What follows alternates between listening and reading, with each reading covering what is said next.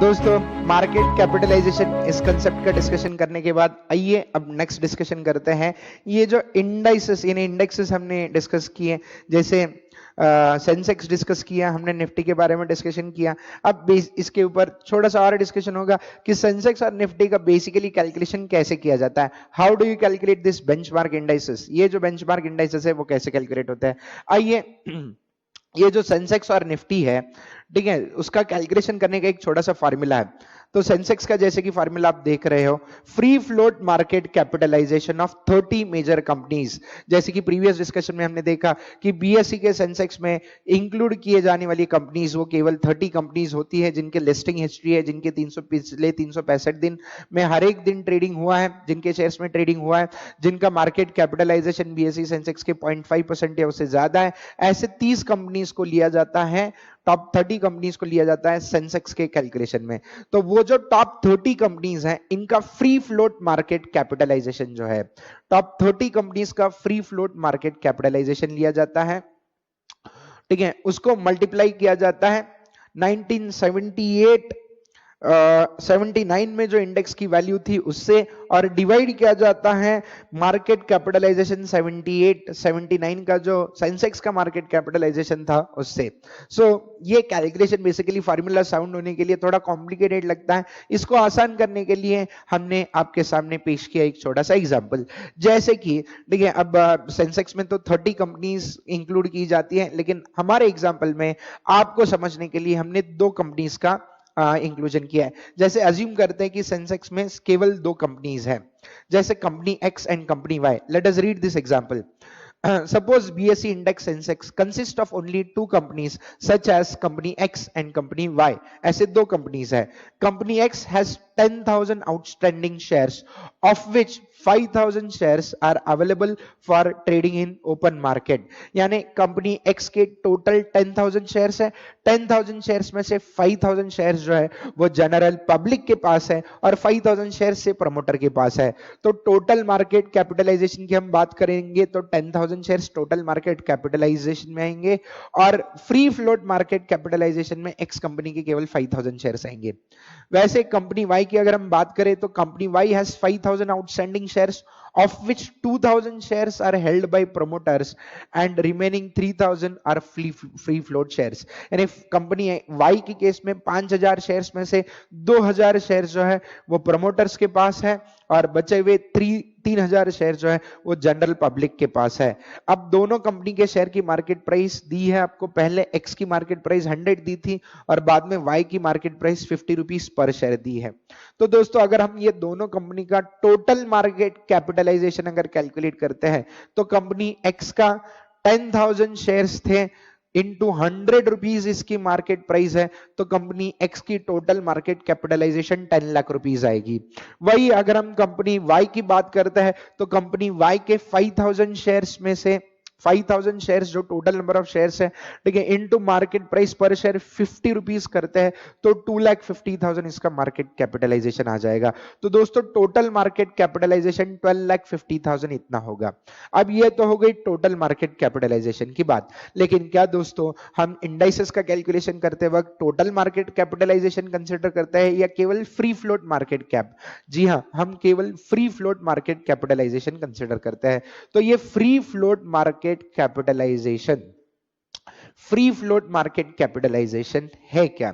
ठीक है, ये दोनों कंपनीज का फ्री फ्लोट मार्केट कैपिटलाइजेशन, जैसे कंपनी एक्स का आप स्क्रीन पे देख रहे हो, कंपनी एक्स का ओपन मार्केट में केवल 5,000 शेयर्स ट्रेड हो रहे हैं, टोटल नंबर ऑफ शेयर्स 10,000 है, लेकिन इसमें से ट्रेड होने वाले शेयर्स केवल 5,000 है। वैसे कंपनी वाई के टोटल नंबर ऑफ शेयर्स 5,000 है, उसमें से ओपन मार्केट में ट्रेड होने वाले शेयर्स केवल 2,000 है। तो अगर हम यही कैलकुलेशन कंसिडर करते हैं तो 5,000 shares into rupees 100, company x का मार्केट कैपिटलाइजेशन 5 लाख रुपीस है। कंपनी वाई का 3,000 shares into rupees 2,000 shares into rupees 50, 1 lakh rupees company y का मार्केट कैपिटलाइजेशन है। तो दोनों कंपनी का फ्री फ्लोट मार्केट कैपिटलाइजेशन अगर हम कैलकुलेट करेंगे तो 5 lakh plus 1 lakh total free float market capitalisation 6 lakh rupees आएगा दोस्तों। तो ये 6 लाख रुपीस के market capitalisation free float market capitalisation कहा जाएगा, यानी टोटल 12,50,000 मार्केट कैपिटलाइजेशन में से free float market capitalisation is only ₹6 lakh. तो इंडेक्सेस के कैलकुलेशन में केवल 6 लाख रुपीस का मार्केट कैपिटलाइजेशन लिया जाएगा। अब उसका कैलकुलेशन कैसे होता है, जैसे कि 6 लाख रुपीस ये टोटल मार्केट कैपिटलाइजेशन दोनों कंपनियों का मिला के हुआ। अब दोस्तों हम अज्यूम करते हैं कि 78-79 में बीएसई का total market capitalisation 5 lakh rupees था। तो 6 lakh rupees present free float market capitalisation divided by 78-79 का अगर मार्केट कैपिटलाइजेशन 5 लाख लेते हैं इनटू 100 करो तो 6 lakh divide by 5 lakh into 100 120 points ये निफ्टी का पॉइंट्स आएगा। तो दिस इज हाउ निफ्टी यानी सेंसेक्स या निफ्टी का कैलकुलेशन हम करते हैं। ये सेंसेक्स और निफ्टी दोनों के कैलकुलेशन के लिए फार्मूलाज आर सेम। एक छोटा सा एग्जांपल आपके सामने रखा, ये एग्जांपल रखने के पीछे इंटेंशन आपको निफ्टी या सेंसेक्स का मार्केट कैपिटलाइजेशन कैलकुलेट करना सिखाना नहीं था, बल्कि आपको यह बताना था कि कंपनी के शेयर प्राइसेस का एक रिप्रेजेंटेटिव है निफ्टी और सेंसेक्स।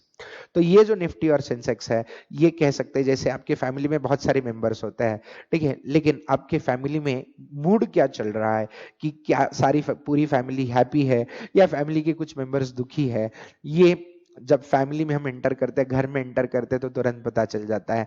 तो ये घर इज नथिंग बट सेंसेक्स या निफ्टी।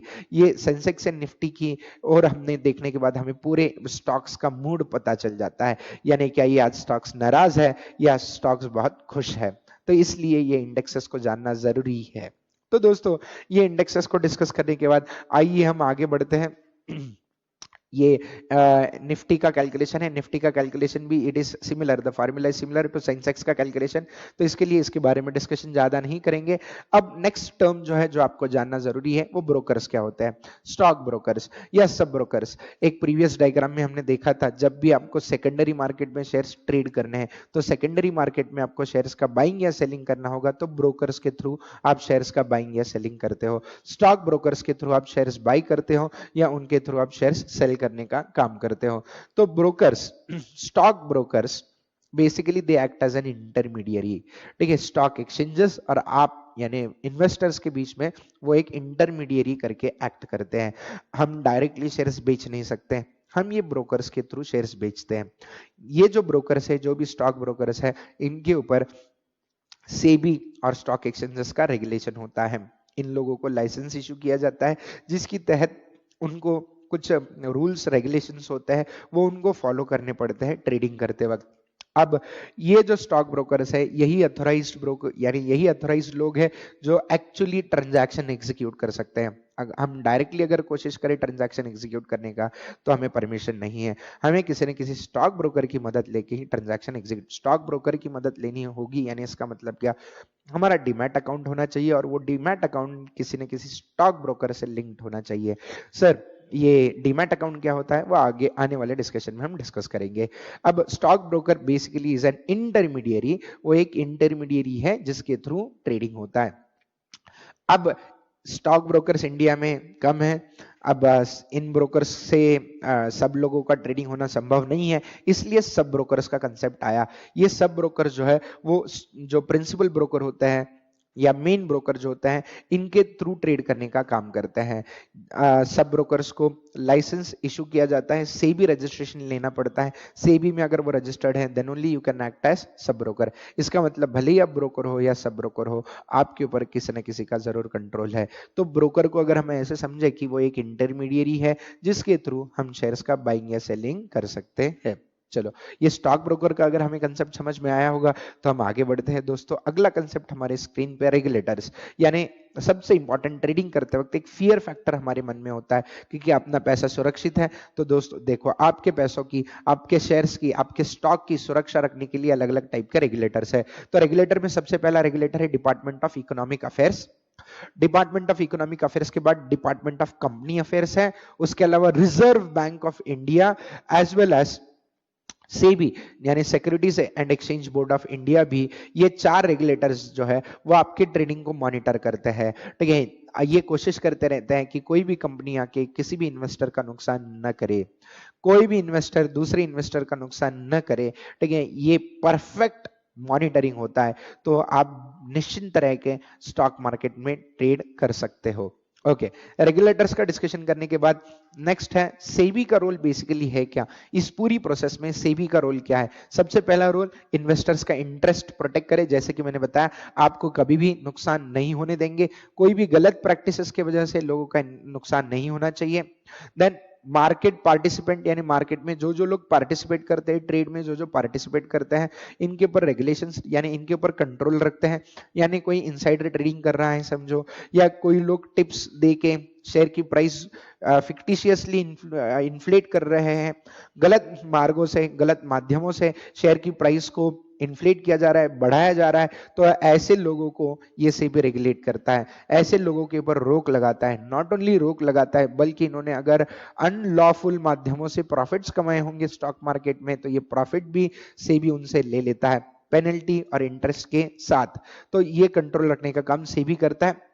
देन ब्रोकर्स को रेगुलेट करता है, ब्रोकर्स को गाइडलाइंस इशू करता है, ब्रोकर्स ने क्या करना चाहिए क्या नहीं करना चाहिए, ठीक है। ब्रोकर्स के ऊपर कंट्रोल रखने का काम सेबी करता है।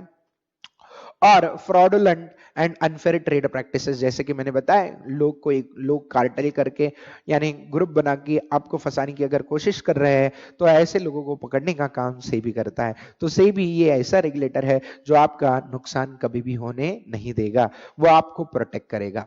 अब अगला कंसेप्ट है लिस्टिंग और डीलिस्टिंग का। दोस्तों क्या है ये कंसेप्ट लिस्टिंग और डीलिस्टिंग का, आइए जानते हैं। दोस्तों जैसे कि हमने देखा, प्राइमरी मार्केट में कंपनी शेयर्स इशू करती है। अब ये शेयर्स इशू करने के बाद अगर इसको सेकेंडरी मार्केट में बेचना चाहते हो आप, तो सबसे पहले कंपनी को स्टॉक एक्सचेंजेस पे आके अपने शेयर्स लिस्ट करवाने पड़ेंगे।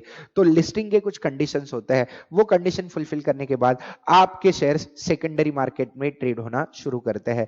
तो वो कंडीशंस को फुलफिल करके सेकेंडरी मार्केट में शेयर्स को लेके आना, उसी को हम कहते हैं लिस्टिंग। तो basically listing is admission of shares of an issuer on a stock exchange through agreement. तो लिस्टिंग जब भी होता है तो स्टॉक एक्सचेंजेस के साथ आपको कुछ एग्रीमेंट साइन करने पड़ते हैं, कुछ टर्म्स एंड कंडीशंस होती हैं उनकी, वो फॉलो करने पड़ते हैं। उसी के बाद आपके शेयर्स सेकेंडरी मार्केट में लिस्ट होते हैं। डीलिस्टिंग का मतलब क्या, अगर आप नहीं चाहते आपके सेकेंडरी मार्केट में शेयर्स ट्रेड हो, यानी दो इन्वेस्टर्स के बीच का ट्रेडिंग अगर आप रोकना चाहते हो, आप आपके शेयर्स की लिक्विडिटी खत्म करना चाहते हो। जनरली कंपनी ऐसे तब करती है जब कंपनी को अपना बिजनेस क्लोज करना हो या कंपनी को अपना ओनरशिप रिस्ट्रिक्ट करना हो। वो नहीं चाहती कि जनरल पब्लिक उनके बिजनेस में इंटरफियर करे, तो ऐसे सर्कमस्टेंसेस में कंपनी अपने शेयर्स डिलिस्ट करवाती है, यानी स्टॉक एक्सचेंजेस में सेकेंडरी मार्केट में जो शेयर्स ट्रेड हो रहे हैं उनको वापस लिया जाता है। लेकिन वापस लेते वक्त भी रेगुलेटर से भी जो है उसकी आपको गाइडलाइंस फॉलो करनी पड़ती है। डीलिस्टिंग की जो गाइडलाइंस है वो फॉलो करनी पड़ती है, उसमें भी लोगों का इंटरेस्ट प्रोटेक्ट किया जाता है, यानी कंपनी बंद होते वक्त भी, ठीक है, आपको आपका पैसा सुरक्षित होगा, ठीक है। इसकी की पूरी कोशिश सेबी करता है।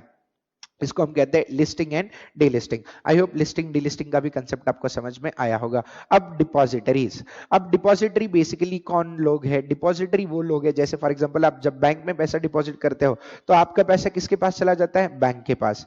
बैंक ये पैसा बिल्कुल सुरक्षित रखती है, आपको बैंक के ऊपर भरोसा है, ठीक है। अगर आप आपका पैसा मुझे देते हो तो क्या आपको लगता है वो सुरक्षित रहेगा? पहले तो आप मुझे पैसा आपका रखने के लिए बिल्कुल नहीं दोगे, क्यों? मेरे ऊपर कोई कंट्रोल नहीं है, मैं आपका पैसा लेके भाग भी जा सकता हूं, लेकिन बैंक ऐसा कभी भी नहीं करेगी। ये भरोसा आपके मन में है, ठीक है। वैसे ही जब आप शेयर खरीदते हैं तो आपका शेयर कहां रहता है? जैसे आपका पैसा बैंक में डिपॉजिट करने के बाद बैंक में रहता है, वैसे ही जब आप शेयर खरीदते हैं तो आपका शेयर वो डीमैट अकाउंट में रहता है। डीमैट यानी डीमटेरियलाइज्ड अकाउंट। ये डीमटेरियलाइज्ड अकाउंट कौन कंट्रोल करता है? दो डिपॉजिटरीज है, इन दो डिपॉजिटरीज के पास आपके शेयर्स बिल्कुल सुरक्षित रहते हैं। एक एनएसडीएल है और दूसरा है सीडीएसएल। तो एनएसडीएल और सीडीएसएल ये जो दो डिपॉजिटरीज है, इनके पास आपके शेयर्स रहते हैं डीमैट फॉर्म में, डीमटेरियलाइज्ड फॉर्म में, यानी इलेक्ट्रॉनिक फॉर्म में रहता है। जैसे आप बैंक में कैश डिपॉजिट करते हैं तो एक्चुअली कैश जो है वो आप फिजिकली देख नहीं सकते, उसका नंबर देख सकते हो। वैसे ही जब आप शेयर्स खरीदते हो तो शेयर्स का सर्टिफिकेट आपको फिजिकली नहीं दिखाई देगा, बल्कि आपके डीमैट अकाउंट में कितने शेयर्स खरीदे, किस प्राइस पे खरीदे हैं, वो आपको दिखाई देगा। और ये डीमैट अकाउंट कंट्रोल करने का काम एनएसडीएल और सीडीएसएल करते हैं। दोस्तों शायद आपको ये डिपॉजिटरीज समझ में आ गए होंगे। तो डिपॉजिटरीज बेसिकली वो लोग हैं जो आपके शेयर्स संभालने का काम करते हैं।